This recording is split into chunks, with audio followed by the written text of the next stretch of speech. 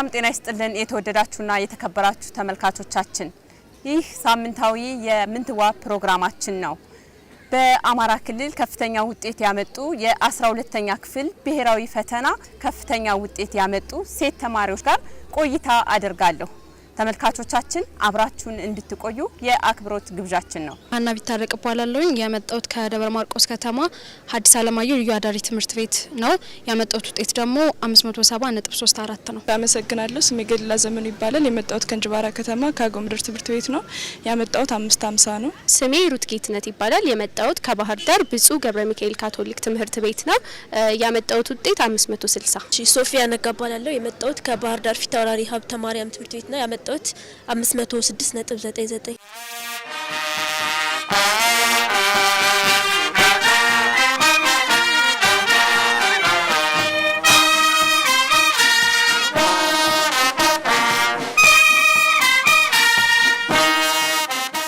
ንጽጽር ከፍ ያለ ነበር ስንጠብቅ የነበር። ነገር ግን ከነበረው ወቅታዊ ሁኔታ አንፃር የሁለት አመት ትምህርትን ከአንድ አመት ባነሰ ጊዜ ነበር የተማርነውና ለማንበብ ብዙ ጊዜ አልነበረንም እና ከዛ ኮንዲሽን አንፃር ይሄን ያህል ይሆናል ብለን አላሰብንም ነበር። እንደ ክላስም እንደ ግሌም እንደዚህ ይሆናል ብዬ አልጠበቅኩም ነበር። ከፈጣሪ በታች የኛም ስራ አለበት፣ የመንበራን ስራ አለበትና ይህ ሁሉ ነገር ተቀናጅቶ እንደዚህ የሚያምሩ ውጤት መምጣቱ በጣም ደስ ብሎኛል። በጣም የነበሩት ሁኔታዎች ብዙ ማስተማማኝ አልነበሩ።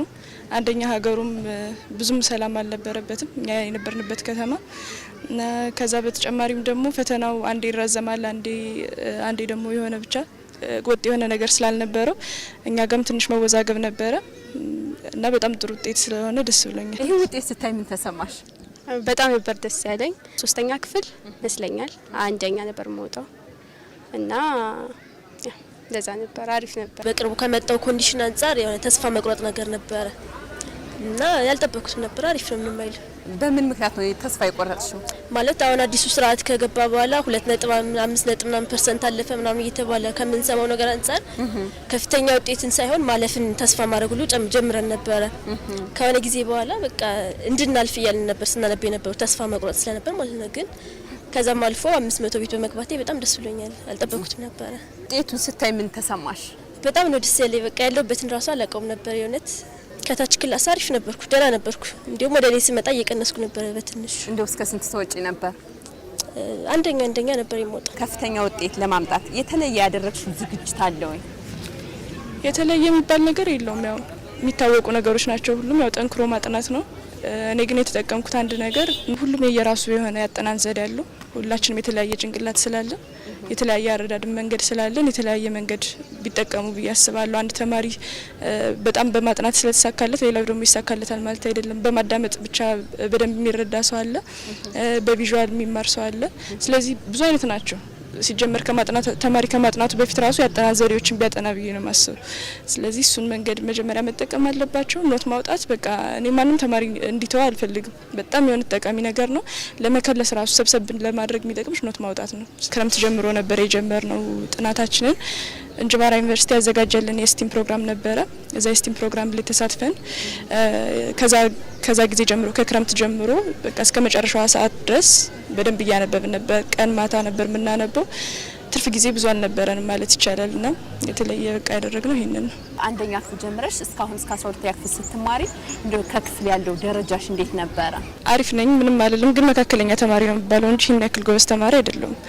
ከሃይ ስኩል ጀምሮ ነው ራሱ ከ1 እስከ 3 መውጣት የጀመርኩት። ያው ከዛም በፊት ከ1 እስከ 3 ወጣለሁ፣ ግን ይሄን ያክል አልነበረም።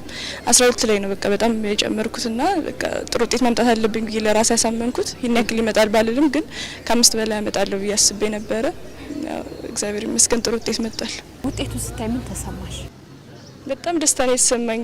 ለትንሽ ጊዜ አላመንኩ ነበረ፣ ግን ያው እየቆየሁ አመንኩኝና በጣም ደስ ብሎኝ ነበረ። ትክክለኛ በቀን ውስጥ ልናነብበት የምንችልበትን ሰዓት ኮንሲደር አድርገን እንዲሁም ደግሞ መሸፈን ያለበት የ4 አመት ትምህርት አለ። እሱን ኮንሲደር አድርገን ከራሳችን የንባብ ፍጥነት አንጻርና የመያዝ የጭንቅላታችን የመያዝ ችሎታ እሱን ኮንሲደር አድርጎ ለማንበብ መሞከር እሱ በጣም ይጠቅማል ብዬ አስባለሁ። ለኔም በጣም ረድቶኛል ብዬ አስባለሁ። ሌላ ደግሞ ይሄ የሆነ ትምህርት ካነበብ ካነበብኩኝ በኋላ የሆነ ሳቲስፋክሽን እንዳገኝ መሆን መቻል አለበት። የሆነ ላይክ ጥያቄዎች በመስራት ሊሆን ይችላል ምናምን እዛ ፖርሽን ላይ ኮንፊደንስ እንዲኖረኝ ማድረግ ያ ነገር ደግሞ በጣም አስፈላጊ ነው ብዬ አስባለሁኝ። ፐርሰናል ማለት ብዙ ታይም አንድን ትምህርት ላይ ከምቆይ ይልቅ ምን የተወሰነ ታይም እንኳን ቆይቼ በዛ መልኩ ምን ያክል ተረዳው ብዬ ራሴን ገምግሜ ራሴ ላይ ኮንፊደንስ ዲቨሎፕ ማድረግ እሱ በጣም አሪፍ ነገር ነው ብዬ አስባለሁኝ። ለሌሎች ይጠቅማል ብለሽ ምትዩ አንቺ የተጠቀምሽው ያጠናን ዘዴ ካለ? ፕላን በጣም አስፈላጊ ነገር ነው። ከዛ በመቀጠል ደግሞ የራስን ያነባብ ስታይል መለየት። ለምሳሌ ሌላው ሰው ለሊት ተቀምጦ ስላደረ እኛ እንደዛ እንሆናለን ማለት አይደለም። ያ ማለት ታይሙም ሊሆን ይችላል ኦር ደግሞ ምናጠናበት መንገድ ከሌላው ተማሪ የተለየ ስለሆነ እሱን ፈልጎ ማግኘት መጀመሪያ ላይ እሱ ያስፈልጋል ብዬ አስባለሁኝ። ሌላ ደግሞ ጊዜ ካለ ኖት ማውጣት በጣም አሪፍ ነገር ነው። እሱም በጣም እንዳለ ሆኖ ሌላኛው ደግሞ በተለይ 12ኛ ክፍል እየተማሩ ለኢንትራንስ ማንበብ በጣም ከባድ ነገር ነው። የሆነ አንዱን ጥሎ አንዱን አይነት ነገር ይሆናልና 12ኛ ክፍል ክላስ ላይ በደንብ መከታተል ወይም ክላስ ላይ ያን ነገር እየጨረሱት መሄድ በጣም አስፈላጊ ነው። ይሄ ሚድ ፋይናል ምናምን ስንፈተን ላይክ ሎንግ ተርም ማድረግ ለኢንትራንስ እያሰቡ ያን ነገር ማንበብ በጣም አሪፍ ነገር ነው ብዬ አስባለሁኝ። በተለይ 12ኛ ክፍል ሲሆን ትንሽ ችግር አለው። ያው ቀድሞ መጀመር ሌላኛው ጥሩ መፍትሄ ነው ብዬ አስባለሁኝ። በጣም ይጠቅማል ብዬ የማስበው እኔም የተጠቀምኩበት በቡድን ሆኖ ወይም አንድ ላይ ሆኖ ማንበብ ነው። ይሄ ምንድነው ከጓደኞቼ ጋር 3 ነበርን እና አሁን ከፍተኛ ውጤት አምጣዋል። እነሱም አንድ ላይ በመሆን ሁሉ ጊዜ አርብ ከትምህርት ቤት መልስ ለተወሰነ ሰዓት ያክል ፖርሽኖችን ከፋፍለን መምሩ ከማስተማሩ በፊት ቀደም ብለን እንማማር ነበረ። ራሳችን የሚመቸን ነገር መምረጥ አስፈላጊ ነው ብዬ አምናለሁ። ማለት ያልመድነውን አዲስ የሆነ ነገር ዘንድሮ ላይ ለመዳለው ለማሰብ በጣም ይከብዳል። እቅድ አውጥቶ ሰዓት ይዞ ማንበብ ያለመደ ተማሪ ዘንድሮ ላይ ሰዓት ይዤ አነባለሁ ቢል ምንም አይችልምና የለመድነውን ከኛ ጋር የሚሄደውን ያን ጥናት ዘዴ መጠቀም አስፈላጊ ነው። እዛ ውጭ ደግሞ ጓደኛ መምረጥ ያስፈልጋል በጣም በቃ አብረው ሊያጠኑ ሊያግዙ የሚችሉ ጓደኞች እንጂ እኛ ስናነብ ኑ ንዝናና ብሎ የሚወስደን ተማሪ አያስፈልግምና ጓደኛ መርጦ አንዱ አሪፍ የሆነ ካለ አንዱ በሌላው እየተጋገዙ ማንበብ በጣም አሪፍ ነው። እኔ ከጓደኞቼ ጋር በቃ ለፈተና 2 ወር አካባቢ ሲቀረው ጀምሮ በቃ ምንም ብቻችንን አንብበን አናቅም ነበረ አቤት ውጭ ማለት ነው። ብዙ ሽቶችን ይዘን በቃ አንዱ አሪፍ የሆነ ያስረዳል ሌላኛው የሚችለውን ያስረዳል። በቃ በጋራ ነበር ስንሰራ የነበረውና ብቻዬን ሆኜ ስለፋባቸው የነበሩ ፖርሽኖች እነሱ ጋር ሆኜ በጣም በደንብ የገቡኝ ትምህርቶች ነበሩ እና በጋራ ማንበብ በጣም ጥቅም አለው። እና ከዛ ውጭ ደግሞ መምህራን ራስ ያነባሉ ብሎ ክላስ መቅጣት አስፈላጊ ነው ብዬ አላምንም። ማለት አንዳንድ ተማሪዎች ከክላስ እየቀሩ በራሳቸው ቤት ውስጥ የሚያሳልፉ አሉ። ከዛ ይልቅ መምህራኖችን እየተከተሉ መሄዱ አስፈላጊ ነው። ማለትም የኛ መምህሮች በቃ ተማሪዎችን አንብባችሁታል እያሉ እስከ መምጣት ድረስ እኛ ለምን ፈተና እነሱ ነበሩ እያሰቡ ይሄ እንዳትረሱት አንብቡት እያሉ ራሱ እየመጡ ሲነግሩን ነበርና መምህሮች የሚነግሩንን በደንብ ማዳመጥ አስፈላጊ ነው። ቃል በቃል ራሱ የሚመጣ እንዲያውም አጋጣሚ ሆኖ ፊዚክስ መምህራችን ነውና የሆነ ዩኒት አስተምሮ ከጨረሰ በኋላ ሌላ ዩኒት ገብቶ ከዛ ዩኒት ተመለሰና 2 ጥያቄዎችን ጻፈልን ማለት ነው። እነዚህ ነገሮች ተሰምቶኛል ይመጣሉ ልጆች በደንብ ተከተሉ ብሎ አስተማረ ማለት ነው። በቃ 2 ጥያቄዎች ተከታታይ ሳገኛቸው በጣም ነበር የገረመኝና መምህሮች የዚህን ያህል ነው እንትን የሚያውቁትና መምህሮችን ማዳመጥ መከተል በጣም አስፈላጊ ነው ብዬ አምናለሁ። ከዛ ውጭ ደግሞ ለስትረስ ቦታ መስጠት አያስፈልግም። በቃ ቀለል አድርጎ ማየት አስፈላጊ ነው ፈተናው ማለት ነው። እኔ ኦልሞስት በቃ ከአመት ውስጥ ከግማሹ አመት በላይ ክላስ አልገባውም ማለት ይችላል። ቅድም እሷ ክላስ እየገባች ተማሩ ብላ ነበረ፣ ግን እኔ እየሰማው ሳይሆን ምረዳው መምህር ሲያስተምር በቃ ሀሳቢ ብትንትን ነው የሚለው። በቃ በስርዓት መከታተል አልችልም። ስለዚህ ለምን ጊዜን አባክናለሁ? የመንግስት መምህር ሲያስተምር አይምሮኝ ሰብስቤ ነው መከታተል አልችልም፣ ተፈጥሮዬ ማለት ነው። ስለዚህ ምንድነው ያደረኩት? በቃ እያነበብኩኝ ነው በደንብ የሚገባኝ። በራሴ መንገድ ስፍጨረጨር ነው በቃ በደንብ ጥሩ ውጤት ማምጣት የምችለው። እሱን 11ኛ ክፍል እያለሁ ትንሽ እያወቅኩት ነው የመጣሁት ይሄ ባህሪ እንዳለብኝ ማለት ነው። ስለዚህ ምንድነው ሳደርግ የነበረው በቃ መምህራንም እያስፈቀድኩኝ ምን እያልኩ በቃ ክላስ ቀጣ ነበር። ያው ካስፈለገ እንደዛ ማድረግ አለባቸው ተማሪዎች። በቃ በአንድ መንገድ አይደለም ሰው መማር ያለበት።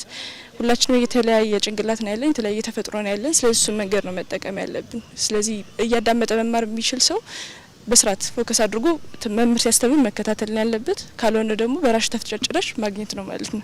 ስለዚህ ያጋጠመኝ ባይሆንም ግን ደግሞ ከአመቱ ግማሹን አመት በላይ እንደዚህ እየቀረው መማሪ አንድ አጋጣሚ ነው ብዬ አስባለሁ። እናቴ ራሱ በጣም ትፈራልኝ ነበር።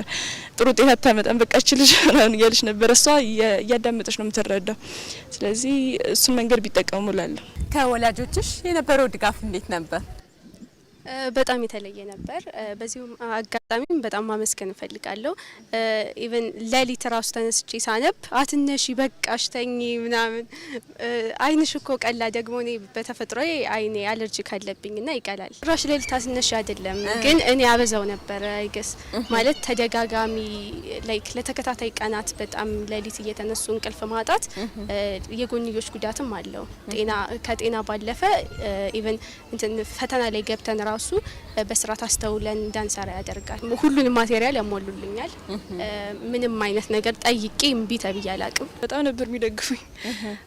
በተለይ እናቴ እንድንጎብዝላት ትፈልግ ነበር ከልጅነታችን ጀምሮ። ያው እኛ ከዛ ጀምሮ ባንጎብዝም ያው መካከለኛ ተማሪ ነን ብዬሻለሁ። ግን እሷ በጣም ትፈልግ ነበር። በቃ ጥሩ ውጤት ካመጣችሁ ባህር ዳር ወስጄ አዝናናቻለሁ።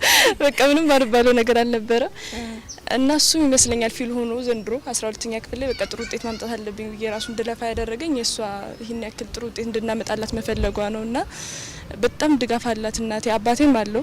አባቴ እንዲሁም በቃ ማንኛውም የሚያስፈልገን ነገር የሚገዛልን እሱ ነው። በቃ ጋይድ ይገዛ ከተባለ እሱ ነው የሚገዛው። ማንኛውም ነገር በቃ ያስፈልጋል ከተባለ የሚገዛዛልን እሱ ነው። ግን አያስጨንቀንም እሱ ይሄን ያክል ጥሩ ውጤት በቃ ቢመጣም ባይመጣም በቃ እናንተ እስከቻላችሁ ድረስ ጣሩ፣ ከዛ በኋላ ችግር የለም ነበር የሚለን። ግን እናቴ በጣም ትፈልግ ነበረ።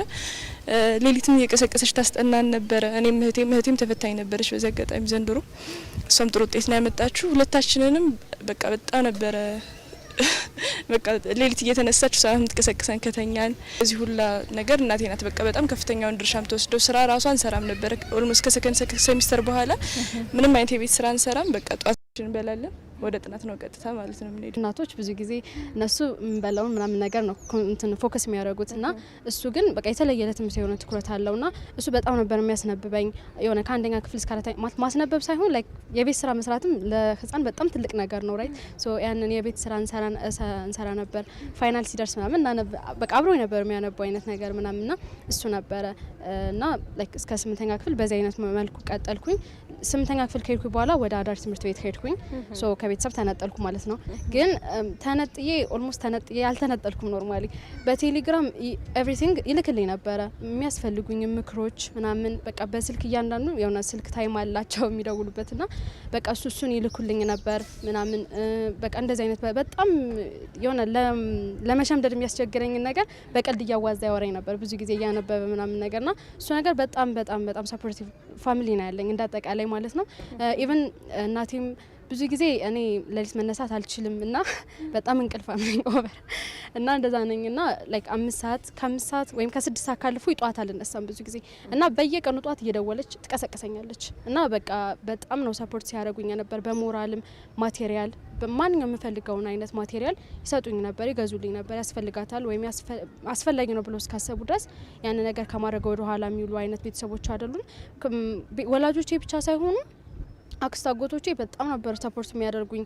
በተለይ ህፃን ስትሆኝ የሆነ አይዞሽ በርቺ እያለ የሆነ ነገር መስጠት ትልቅ ነገር ነው። የሆነ ካለሽ ላይ አንድ ደረጃ ወደፊት እንትን ይላልና ላይክ የሆነ አንደኛ ክፍል ምናምን የሆነ 99 አመጣሽ ምናምን ተብሎ ለሁሉ ሰው ነው የሚደወል ምናምን እንደን እያንዳንዱ ሰው እየደወለ አይዞሽ በርቺ ይላል። ኦር ቤት መጡ ምናምን የቡና ሴሬሞኒ ምናምን በቃ እንደዛ አይነት ነገርና ያ ነገር ይመስለኛል በጣም ሞራሌን እየገነባው የመጣ ህፃን ያለው ካርድሽ በመጣቀን ውጤት ሲታይ ነው ቡና የሚፈላ። አዎ በትክክል ለሁሉም ሰው ይነገራል። ለውጦችን ነው እነሱ ማሳየት የሚፈልጉት ማለት እዚህ ጋር የሆነ አይዞሽ በርች ማለት በእርግጥ ትልቅ ነገር ነው፣ ግን ልክ እንደ ህፃንነትሽ አይደለም አሁን ላይ የሚጠቅምሽና አንቺን እንደ መስታየቱ ነው ማሳየት የለም። ልክ እንደዛ አይነት ነገር ነበር የሚያደርጉትና በጣም ነበር ሰፖርት የሚያደርጉት። ወላጆቻችን በቃ ከኛ ጋር እኩል ነው ሲጨነቁ የነበሩት። ያው መጻፍና እስክሪብቶ ይዞ ማንበብ ብቻ ነው የሚቀራቸው።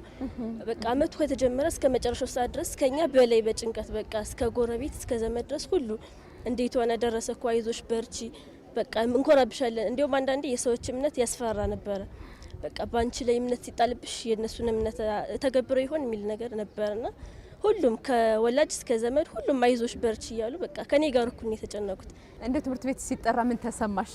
በጣም ደስታ ነው የተሰማኝ። ማለት ከዚህ በፊት በነበሩት እንትኖች 500 ቤት ይገባል ነበርና 500 ቤት በመግባት የራሱ ደስ ብሎኛል። እንዲሁም አሁን እየቆጨኝ ነው ወይኔ ትንሽ ጨመር አድርጌ ባነብ ኑሮ እስከምል ድረስ ማለት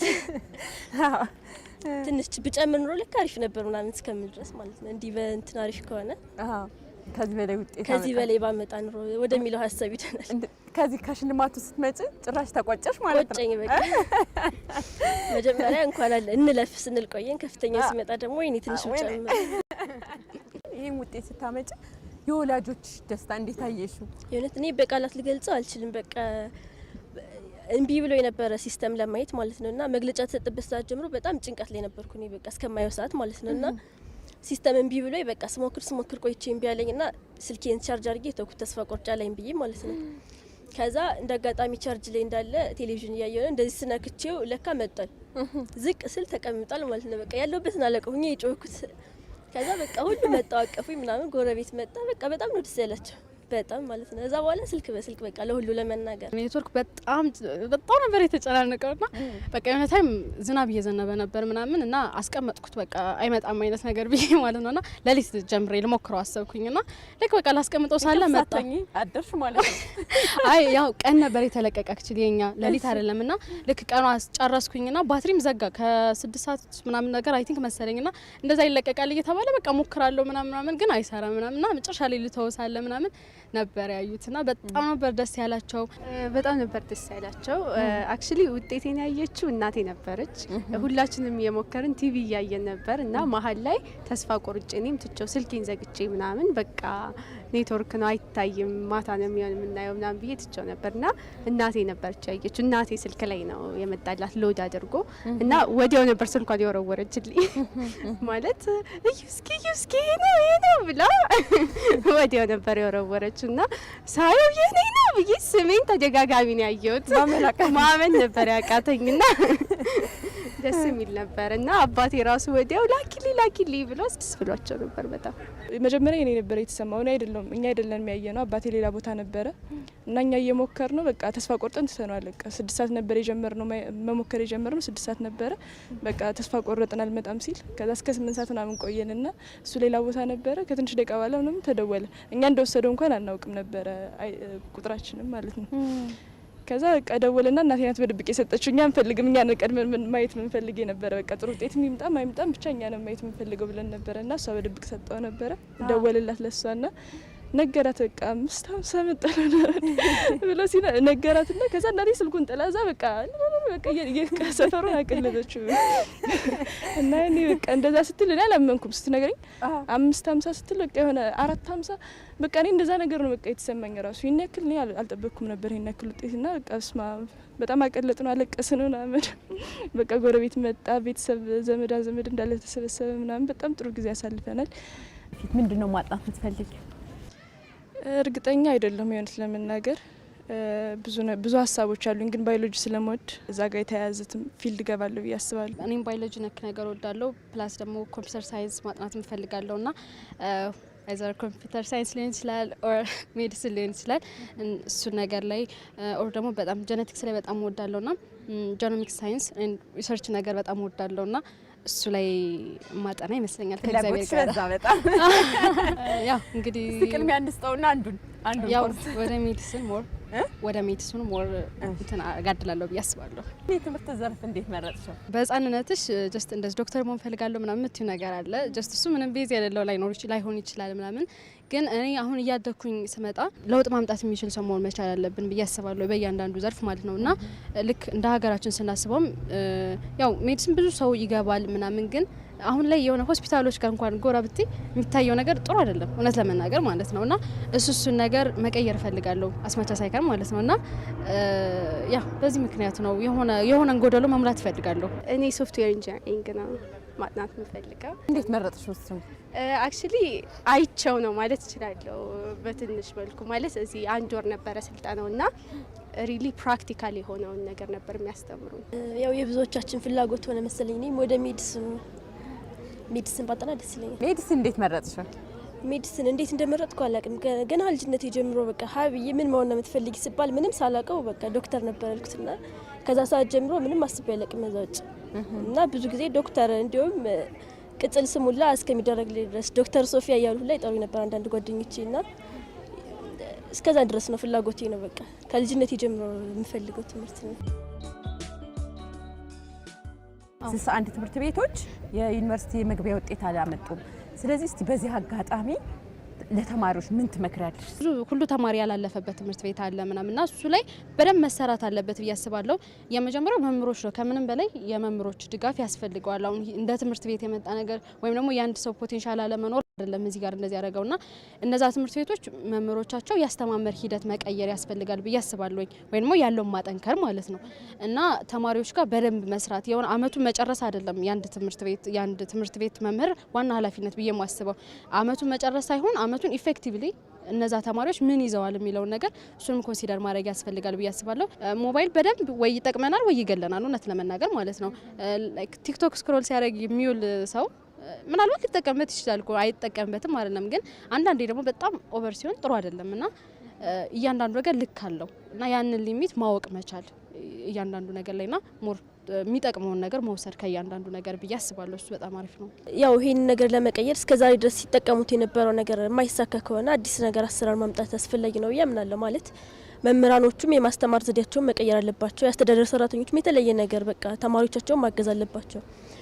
ተማሪዎቹም ቢሆኑ በቃ በደንብ ያላቸውን ጥረት በሙሉ አውጥተው ማጥናት ያስፈልጋል ብዬ አምናለሁ። እኔ ትልቁ ችግር ነው ብዬ ማስበው ከዚህ በፊት የነበረ ይሄ ማለት የትምህርት ስርዓቱ ከመቀየሩ በፊት የነበረ ትሬንድ ነበርና ተያይዞ ማለፍ የሚባል ነገር አለ። ተያይዞ ማለፍ ስል ምንድነው ተማሪዎች አንድ ሰው ብቻ በሰራው ሌሎችም አብረው አሁን ለምሳሌ አሳይመንት የቡድን ስራም ሊሆን ይችላል። አንድ የቡድን መሪው በሰራው ብቻ ሌሎች ተማሪዎች አብረው በዛ ውጤት እያገኙ ምናምን የማለፍ ሁኔታ እንዲሁም ደግሞ ይሄ ናሽናል ኤግዛምም ላይ እየተቀዳጁ ማለፍ ይሄ ማለት በአንድ ሰው ልፋት ከዛ መካከል አብረው ከሚቀመጡ መካከል ባለ በአንድ ሰው ልፋት ብቻ ሌሎችም ማለፍ የሚለውን ነገር ለምዶ የመጣ ተማሪ ነው ብዬ ነው የማስበው። እና ደግሞ አሁን ላይ ይህ አሰራር ሲቀየር ምንድነው ከታች መሰረት ይዘው አልመጡም እነዚህ ልጆች እና ምንም ሊያደርጉ አይችሉም። በመጨረሻ ሰዓት የሚመጣ ነገር አይደለም። ከኬጂ ከመዋለ ሕጻናት ጀምሮ ተማሪዎችን ማብቃት ትልቅ ለውጥ ያስከትላል። እንዲሁም ደግሞ ቋንቋ ትልቅ ችግር ነው ብዬ አስባለሁ። በክልላችን በሀገሪቱም ሊሆን ይችላል ቋንቋ ትልቅ ችግር አለ። ሰውን እንግሊዘኛ ቋንቋ እንደ አንድ ትምህርት የሚቆጥረው ሰው አለ። ቱል ነው ግን መሳሪያ ነው። ሌሎችን ትምህርቶች አንደርስታንድ ለማድረግ መሳሪያ ነው፣ እንደ አንድ መሳሪያ ነው እንጂ ራሱን የቻለ ትምህርት ነው። እኔ እንግሊዘኛ አይገባኝም፣ እኔ እንግሊዘኛ አላውቅም ምናምን የሚሉ ተማሪዎች አሉ በጣም እና እሱ ነገር ቢቀረፍ እኔ ቋንቋ ነው ትልቁ ችግር እንጂ ማንኛውንም ኮንሴፕት እኮ ተነስቶ ማንኛውም ሰው ማብራራት ይችላል። ግን የቋንቋ እጥረት የመረዳት እጥረት ነው ብዬ አስባለሁ እና እሱ ቢቀረፍ እንግዲህ ሁሉም 61ዱም እንደሚያሳልፍ ተስፋ አደርጋለሁ። እንደው ምን ተሰጧል ብለሽ ታስቢያለሽ? ይሄን ያክል ሰዓሊ መባል ሰው አይደለም እውነት ለመናገር ሳይ ምናምን እንዳትልኝ ግን ስዕል ላይ ኢንተረስት አለኝ ህጻን ሆኜ ጀምሮ። እንዲሁም በዚህ አጋጣሚ ባዮሎጂ የሚያስተምረኝ መምህር ቲቸር በጎ ሰው እየወጣች ስዕል ሳይ ላይ ነበረ እና የማይቶኮንድሪያ ምናምን ስዕል እኔ ነበርኩ ምስለው ወጥቼ ብላክ ቦርድ ላይ ተማሪዎች የሚያስተምርበትን ስዕል ማለት ነው ላይ ሳይ እየተባልኩ ስል ነበረ እና በየክላሱ ወጣለሁ ባዮሎጂ ስንማር ከዛሬ ያላገኘሁትም ወየለኝ የተለየ ተሳተ የለ። ግን እኔ ያው ትምህርት ባልማር ብዬ የማስበው ዝም ብዬ ተቀምጬ ማስበው ነው የሆነ ሀሳብ መሸጥ የሚባል አለ አይደል? የሀሳብ ቢዝነስ ማለት ሀሳብ መሸጥ ማለት ነው። ላይክ እውቀትሽን መሸጥ ማለት ነው። ላይክ ምንድነው ብቻ ለምሳሌ አሁን ማስተማርም ሊሆን ይችላል። ለምሳሌ ለተሰየ የሆነ ህጻናቶችን ሰብስበሽ ማስተማርና በዛ ቢዝነስ በቃ ባጭሩ ሀሳብሽን ወደ ቢዝነስ መቀየር አይነት ነገር እሱ ጋር እንትን መሰራ ይመስለኛል። ማመስገን ትፈልጊው? በመጀመሪያ አላህ ማመስገን እፈልጋለሁ። አልহামዱሊላህ የረቢል ዓለሚን።